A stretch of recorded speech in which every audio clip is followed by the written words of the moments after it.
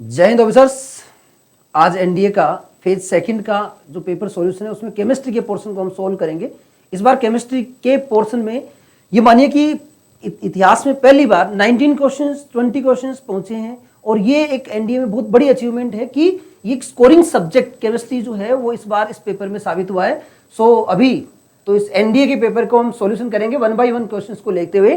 तो यहाँ से अपना एनडीए का फेज सेकंड का ही पेपर। तो फर्स्ट ऑफ ऑल आप सभी का वेलकम और आज पहला क्वेश्चन शुरू करेंगे। Which one of the metal is which one of the following metals can be extracted using carbon as reducing agent. ये क्वेश्चन अपना मेटलर्जी में से आया है और मेटलर्जी एक इतना इंपॉर्टेंट टॉपिक है जिसके अंदर से 1 से 2 क्वेश्चन हर बार आते हैं और ये हमने क्लासरूम के नोट्स में एज इट इज इसको सोल्व किया है। विच ऑफ द फॉलोइंग, तो जनरली ये क्वेश्चन नोट के ऑप्शन में आता है कि which one of the following not be extracted. So उसमें एल्यूमिनियम आपका आंसर हो जाता, बट यहाँ जो है ना वो जिसका हो सकता है तो कार्बन के साथ जो एक्सट्रैक्ट हो जाएगा वो होता है अपना जिंक, क्योंकि सिल्वर, गोल्ड और एल्यूमिनियम ये एलिंगम डायग्राम के अकॉर्डिंग हम इसको सोल्व करें तो एलिंगम डायग्राम में ये तीनों जो है वो कार्बन से रिड्यूस नहीं हो सकते। सो जिंक जो है वो ही एक सिंगल ऐसा ऑप्शन रहेगा जो हमारा क्या होगा कि कार्बन को रिड्यूसिंग एजेंट मानते हुए हम इसको रिड्यूस कर सकते हैं। ओके, सो नेक्स्ट क्वेश्चन जो आपका है वो रहेगा अपना which among the following not true with respect to colloidal solution. और सॉल्यूशन के पार्ट से भी ये क्वेश्चन आया और बड़ा इंपॉर्टेंट क्वेश्चन है। इसमें जो मिक्सचर से जुड़ा हुआ एक पार्ट है, क्योंकि मिक्सचर जो होते हैं ना वो ही हमारे होमो और हेट्रोजीनियस टाइप के होते हैं। तो सॉल्यूशन में ये कोलोइडल सॉल्यूशन जो होते हैं वो हेट्रोजीनियस टाइप के मिक्सचर होते हैं। और यहाँ जो पूछा गया है अपना ऑप्शन, वो जो ऑप्शन आपका है वो ये रहेगा कि यहाँ से हम कि particles are uniformly distributed throughout the solution. Colloidal solutions is homogeneous in nature, so it's not true because यही ऑप्शन इसका राइट होगा। क्योंकि मिल्क जो होता है, मिल्क हमने जब भी देखा milk is a heterogeneous mixture because milk is a colloidal solution, क्योंकि उसमें फैट और वाटर का मिक्सचर होता है। तो इसी के पॉइंट ऑफ व्यू से देखना था और इतना इजी था, आपने ये होमोजीनियस पकड़ लिया तो कहीं आपको आगे देखने की आवश्यकता नहीं थी। So dear students, we discussed that the right answer colloidal solution is homogeneous in nature. Okay. So next they show Tyndall effect, तो easily you know well कि Tyndall effect तो they show करते हैं। They do not settle down when kept undisturbed because settle down नहीं होंगे, settle down हो जाएंगे तो फिर वो colloidal solution नहीं होंगे, क्योंकि colloidal solution तो particles के size के ऊपर डिपेंड करते हैं, right? So next question इसका right answer हो जाएगा अपना colloidal solution is homogeneous in nature, right? So next discuss करेंगे third question. Kerosene and petrol, यहां इसने धमाका कर दिया इस क्वेश्चन ने। Kerosene and petrol mixture can be best separated by, और ये वो क्वेश्चन है जिसमें पेट्रोलियम का सेपरेशन, क्योंकि केरोसिन और petroleum are the both the fraction of petroleum crude oil. So kerosene and petroleum mixture जो उसको होगा वो फ्रैक्शनल डिस्टिलेशन यहाँ राइट आंसर होगा, क्योंकि सब्लिमेशन हम कर नहीं पाएंगे। सब्लिमेशन करेंगे तो यहां से अपना जो है वो सब्लिमेट ये नहीं होगा, तो ये ऑप्शन अपना रॉन्ग हो गया। सेपरेटिंग फनल से तो कहीं हो नहीं सकता कि both are miscible in each other, but easily और करेक्ट एक ही ऑप्शन दिखता है यहाँ, फ्रैक्शनल डिस्टिलेशन, जिससे हम क्या करते हैं पेट्रोकेमिकल्स को हम क्या करते हैं इसी मेथड से सेपरेट करते हैं। सो पेट्रोकेमिकल्स को सेपरेट करने का ही मेथड हो गया। So right answer is fractional distillation is right answer here, और compressing and cooling is not correct. So ये तीनों करेक्ट नहीं है और अपना जो करेक्ट आंसर रहेगा वो रहेगा फ्रैक्शनल डिस्टिलेशन। और ये तो बार बार ऐसा कर रहा है, इस क्वेश्चन का तो कंफर्म है कि आएगा। एक सेपरेटिंग मेथड जो होगा वो कंफर्म एनडीए में आता है और यहां से भी इस बार बहुत अच्छा क्वेश्चन पूछा है। नेक्स्ट क्वेश्चन का डिस्कस करें, आगे चलते हैं डियर स्टूडेंट्स। इतना कि as proposed by Dalton which of the following symbol represents phosphorus। तो phosphorus के को कौन सा सिंबल रिप्रेजेंट करेगा। तो आप ये भी जानते हैं अच्छे से कि phosphorus जो होता है उस phosphorus का सिंबल जनरली हम क्या लेते हैं, पी लेते हैं। और इस क्वेश्चन में आप मात खा गए, इसलिए खा गए आप मात कि यहाँ से जो क्वेश्चंस थे ये इसमें डोल्टन के टाइम में ये पी जो था वो जनरेट ही नहीं हुआ था, क्योंकि डोल्टन ने जो सिंबल दिए थे वो जनरली क्या दिए थे, वो जनरली दिए थे या जैसे ऑक्सीजन को डोल्टन ने कहा डायरेक्ट ओ लिख दिया इसको, है ना, ऐसे ही। तो इसमें जो राइट आंसर होता है वो डी होता है। और ये अपने एनसीईआरटी में नहीं है, न NCERT 9th 10th 11th 12th कहीं भी इस टाइप के सिंबल अपने सिलेबस में गिवन नहीं है। बट यहाँ जो आपको देखना था, ये प्रीवियस टाइम में जो था वो पहले के एनसीईआरटी बुक्स में चला करते थे, लेकिन आपका क्वेश्चन जो है वो है एनसीईआरटी बैकग्राउंड से ही, कहीं से भी बाहर से ये क्वेश्चन नहीं है। तो ये आपका डी ऑप्शन राइट हो गया इसका। नेक्स्ट जो डिस्कस करेंगे, क्योंकि डाल्टन के सिंबल्स थे, नेक्स्ट आपका which among the following statement with respect to carbon is are correct. तो कार्बन के रेस्पेक्ट में कि कार्बन लिविंग ऑर्गेनिज्म का मेन पार्ट होता है, तो ये कंफर्म है, राइट। सेकंड जो है carbon show tetravalency and the property of catenation. तो कैटनेसिन की तो हाईएस्ट प्रॉपर्टी कार्बन में ही होती है, carbon has highest tendency to show catenation power. Third आपका रह गया carbon forms covalent bonds and itself and other elements. तो खुद के साथ भी करता है, single bond, triple bond, double bond बनाता है, और अदर एलिमेंट्स के साथ भी बनाता है, लाइक नाइट्रोजन के साथ ट्रिपल बॉन्ड, ऑक्सीजन के साथ डबल बॉन्ड, हाइड्रोजन के साथ single bond. So third is right, also right. But in fourth एक सिंगल वर्ड है जिससे आप इसको इजीली सेपरेट कर सकते हो कि tetra bonds between carbon atoms. So tetra bonds are not shown by carbon. तो ये इतना इजी था कि इसमें आप एक वर्ड से ही इसको आप क्लियरली कर सकते थे। ये जो लाइन है आपकी, यही इस आंसर को आपको बता देगी, क्योंकि टेट्रा बॉन्ड जो है ना वो पॉसिबल नहीं है, क्योंकि each bond forms along the axis. So x axis, y axis and z axis, 3 axis are present. So 4 bond is not possible between two particular atoms. So A, first, second and third both are right. So C option is correct here. It's very important question and conceptual based question. लेकिन ये एक line से ही आपका clear होने वाला question था। Next question number, which one of the following is not an essential component in stainless steel?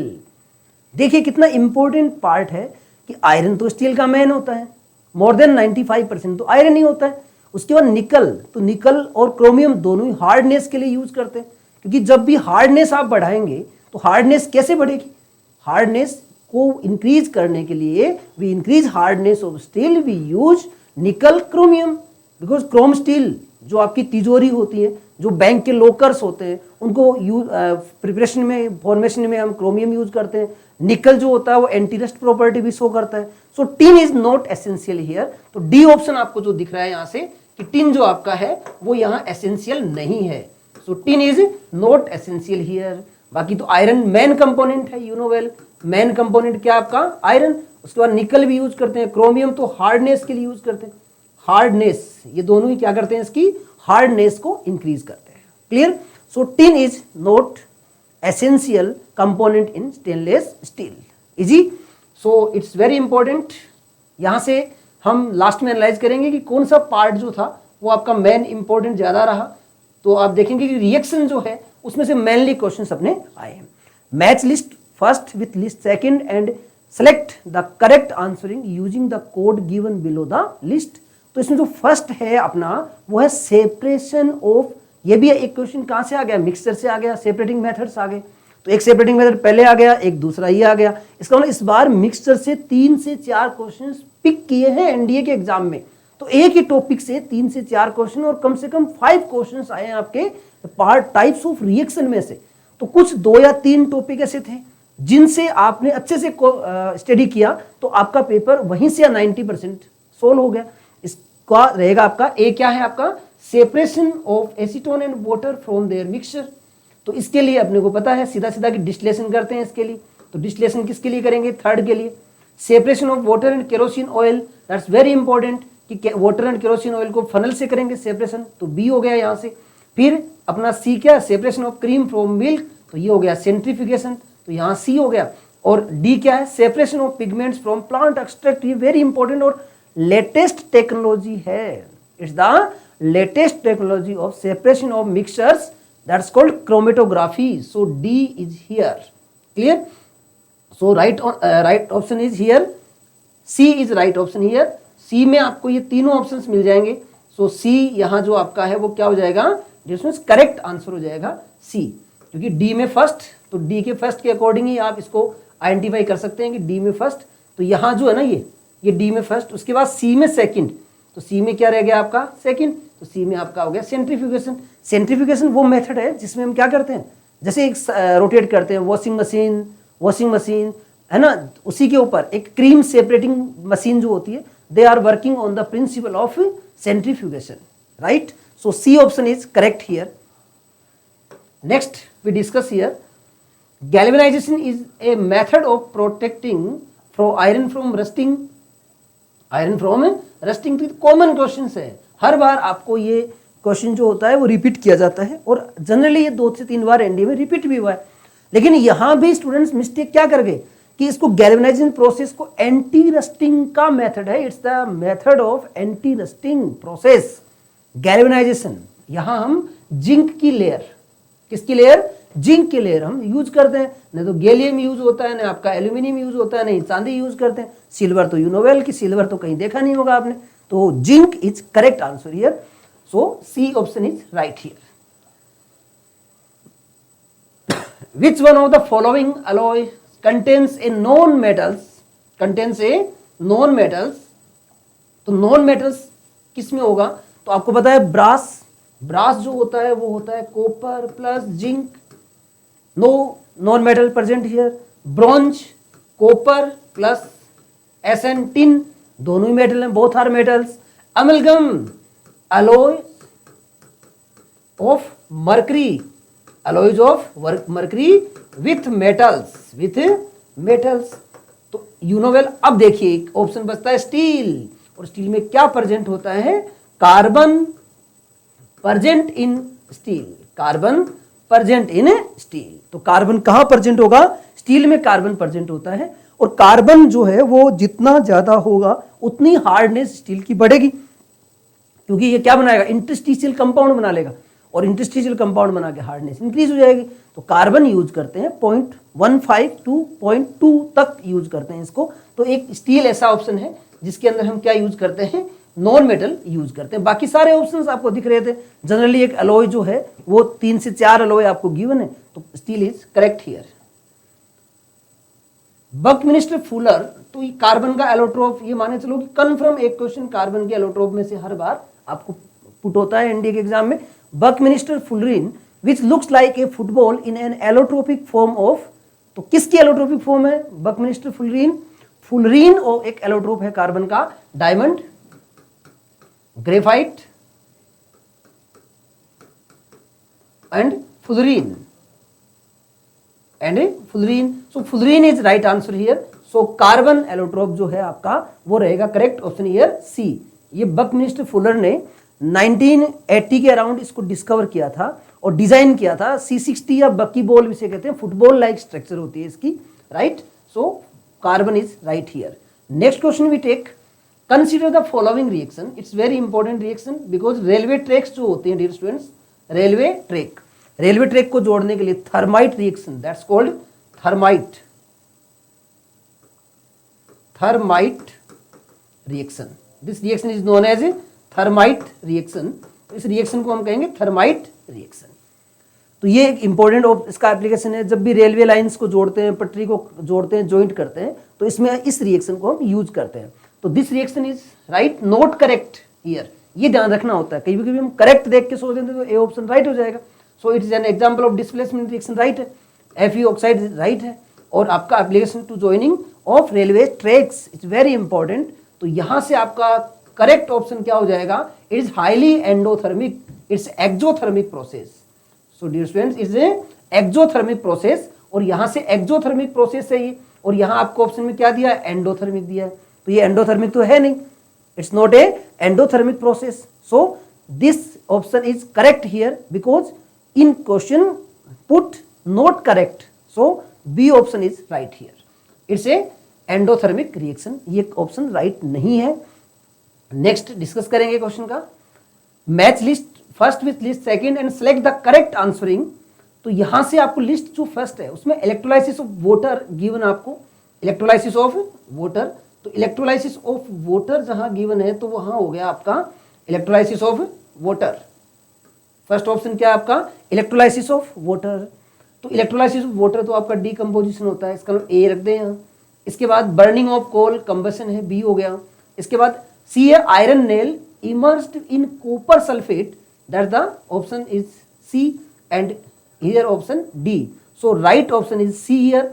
वापिस तो इस बार देखिए कोइंसिडेंस मान लीजिए, दो क्वेश्चन आए लिस्टिंग के, दोनों में ऑप्शन सी राइट है और दोनों का सेम पैटर्न से पूछा है, तो it's the part of reaction, types of reaction, displacement, decomposition, combination, double displacement, these are the types of reaction. तो यू नो वेल कि जो आपका इलेक्ट्रोलाइसिस ऑफ वाटर होता है उसमें तो डिकम्पोजिशन होना है हाइड्रोजन ऑक्सीजन की फॉर्म में, फिर बर्निंग ऑफ कोल, बर्न होना C+O2 CO2 बनेगा, तो कॉम्बिनेशन रिएक्शन हो गई, राइट।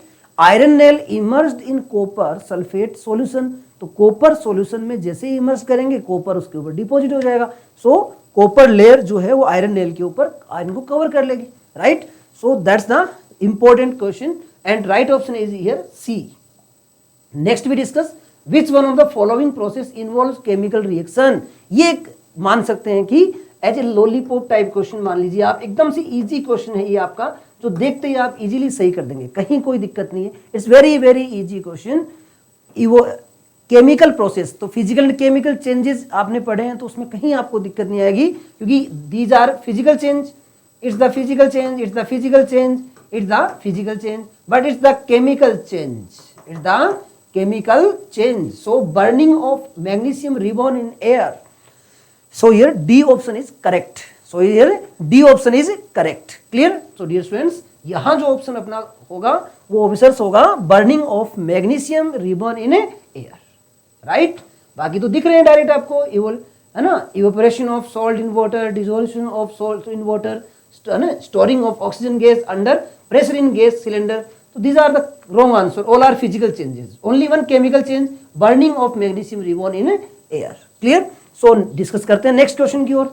नेक्स्ट क्वेश्चन जो अपना रहेगा कि which one of the following metals does not react with cold water to liberate hydrogen gas। और ये कहा था कि यहाँ से एक क्वेश्चन पक्का निकलेगा, क्योंकि ये मेटल्स की जो प्रॉपर्टी है कि कौन हाइड्रोजन गैस लिबरेट करेगा कौन नहीं करेगा, लेकिन यहाँ कौन करेगा नहीं करेगा ऑप्शन नहीं है, यहाँ है कि ये सारे ही हाइड्रोजन लिबरेट करते हैं, लेकिन कोल्ड वाटर के साथ हाइड्रोजन कौन लिबरेट नहीं करेगा। It's very important, it's very important. Potassium is करेगा, डन। पोटेशियम क्या करेगा, यहाँ ऑप्शन राइट है इसका पोटेशियम का, तो पोटेशियम तो यहाँ से ऑप्शन आपका। आयरन नहीं करेगा, कभी आपने देखा लोहे को, आपने आयरन को, आयरन पीसेज को वाटर के कॉन्टेक्ट में रखते हैं, iron pieces kept in contact of water, they not reaction, कहीं हाइड्रोजन गैस रिलीज इवॉल्व होते हुए देखा आपने, no. So is common sense question है आपका कि iron is right option here, iron is right option here. Clear? तो potassium आपका क्या करेगा, रॉन्ग हो गया, ये भी रॉन्ग हो गया, ये भी रॉन्ग हो गया, यहाँ राइट कौन है आपका, सोडियम। आपने देखा इजीली वाटर के कांटेक्ट में आती तुरंत हाइड्रोजन गैस प्रोड्यूस करता है, एक्सोथर्मिक प्रोसेस होती है, एक्सोथर्मिक प्रोसेस है, सोडियम कांटेक्ट में आते ही क्या करेगा, हाइड्रोजन गैस प्रोड्यूस करेगा, राइट। उसी प्रोसेस से सोडियम में आग लगती है पानी में, fire catch fire and burn. Next question we discuss, it's very important question. यहां से जनरली आप ये सोचते हैं कि ये तो बड़ा हार्ड क्वेश्चन है ना, HgO, Hg+O2, these are the physical state आपसे पूछी है, तो इसमें एक ही राइट ऑप्शन था। आप ट्रिक से यदि इसको करते तो आप बिल्कुल गलत नहीं करते, because mercury is liquid, mercury is a liquid metal at room temperature, right. तो मर्करी तो आपका क्या हो गया, लिक्विड मेटल हो गया, तो इसमें मर्करी को लिक्विड शो करने वाला एक ही ऑप्शन है, only one single option in which mercury show liquid state. So D is correct option here. Okay. Next we discuss, a liquid is heated up certain temperature. If liquid is heated in certain temperature, following situation would correspond to the boiling of the liquid. Boiling point के लिए right क्या है, तो आपको पता है boiling point जहां भी शो करते हैं, boiling का मतलब होता है कि एक टेम्परेचर जिस पर atmospheric pressure and vapour pressure becomes equal, a temperature at which A point eight which atmospheric pressure and vapour pressure becomes equal, और उसी पॉइंट पे बॉयल होना स्टार्ट हो जाता है। So A option is correct here, when atmospheric pressure becomes equal to the vapour pressure. तो यहाँ vapour pressure और आपका एटमॉस्फेरिक प्रेशर क्या हो जाएगा, इक्वल हो गया, उसी को आपने क्या कहा, boiling point. So A option is correct here, right here. Next we discuss, which one of the following is not an example of organic compound. और ऑर्गेनिक केमिस्ट्री से बड़े इंतजार के बाद एक क्वेश्चन आया और बड़ा इंपॉर्टेंट क्वेश्चन है। देखिए यहाँ कई स्टूडेंट्स ने गलत किया होगा मेरे अकॉर्डिंग, बट है बहुत इजी और कंप्लीटली ये मान के चलो कि एनसीईआरटी ओरिएंटेड क्वेश्चंस हैं। यहां से which one of the following is not an example of organic compounds, तो अमोनियम साइनेट, आपने कभी हिस्ट्री पढ़ी हो ऑर्गेनिक केमिस्ट्री की, first organic compound discovered by Wohler, urea, it's prepared by help of ammonium cyanate NH4CNO, that's called ammonium cyanate. It's a inorganic compound. Inorganic compound. So here cane sugar organic, C12, S22, O11, urea, NH2CO, NH2, right? Mars case, that's called CH4. Is the correct answer is ammonium cyanate. It's a inorganic compound. It's a inorganic compound जिसका formula आपका होगा NH4CNO. तो आपने urea का method preparation का study किया तो easily you pick this right option. Okay, next and last question in NDA exam second, which one of the following acid is used by goldsmith, second last question, sorry, which one of the following acid is used by goldsmith. सुनार किसको use करते हैं? Gold and silver को clean करने के लिए. तो aqua regia option में नहीं हो तो आपको क्लियरली कहा है नाइट्रिक एसिड. HNO3 जो है नाइट्रिक एसिड इसके लिए यूज होता है. इससे गोल्ड और सिल्वर के ऑर्नामेंटल्स को, आर्टिकल्स को शाइनिंग देते हैं, क्लीनिंग करते हैं, उसके ऊपर जितना भी रस्ट पार्ट है वो कंप्लीट रिमूव कर देते हैं. So rust of gold and silver surface removed by help of nitric acid. But इस ऑप्शन में आपका एक्वारेजिया नहीं है. सो एक्वारेजिया नहीं है, absence of aqua regia we use nitric acid. Clear? We take last question. It's very important question and काफी student confuse भी हुए हैं इसमें, क्योंकि एनसीईआरटी आपसे कहेगी direct it's the what is the action of litmus on ethanol. Ethanol जो drinkable alcohol है C2H5OH, ऑफिसर्स चॉइस, ये आपका जो ऑफिसर्स चॉइस वाला एल्कोहल है C2H5OH, ये what is the action of litmus on ethanol. Ethanol litmus पर क्या शो करेगा? Ethanol is a weak acidic in nature, but ethanol in respect of litmus it's so neutral behavior, no blue to red and red to blue, so not basic as well as acidic. so क्या show करेगा? It's जो आपका ये officer choice है, जो आपका C2H5OH है, ethanol है, ये क्या यूज करेगा? ये आपका फर्स्ट ऑप्शन राइट हो जाएगा. Litmus is neutral towards ethanol. तो लिटमस जो है वो न्यूट्रल हो जाएगा किसके टुवर्ड? इथेनॉल के टुवर्ड, राइट. तो ये था अपना इस बार का एनडीए का पेपर.